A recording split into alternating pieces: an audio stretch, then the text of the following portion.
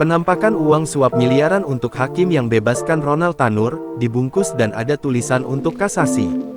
Kejaksaan Agung mengamankan uang hingga 20 miliar rupiah dalam operasi tangkap tangan terhadap 3 hakim yang membebaskan Ronald Tanur.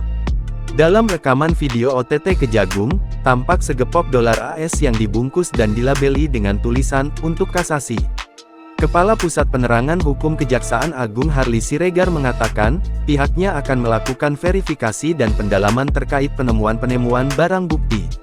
Semua barang bukti yang disita tentu akan didalami dan diverifikasi, namun apakah suatu barang bukti tersebut terkait dengan perkara ini nanti kita lihat perkembangannya, ujar Harli kepada wartawan, Kamis tanggal 24 Oktober tahun 2024.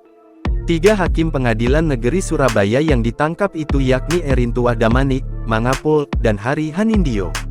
Mereka diduga menerima suap terkait vonis bebas Gregorius Ronald Tanur, anak anggota DPR yang menganiaya kekasihnya hingga tewas. Kejaksaan Agung juga mengamankan seorang pengacara bernama Lisa Rahmat. Dari hasil OTT, Kejagung menyita uang rupiah hingga asing, dan dokumen terkait suap. Totalnya mencapai 20,05 miliar rupiah. Atas perbuatannya, Lisa Rahmat dijerat pasal 5 ayat 1 Junto pasal 6 ayat 1 Junto pasal 18 UU Tipikor Junto pasal 55 ayat 1 ke 1 KUHP.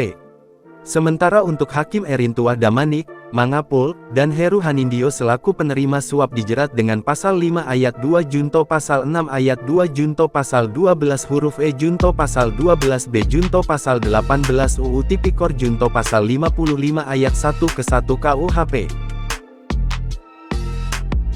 Download Tribun X sekarang, menghadirkan lokal menjadi Indonesia.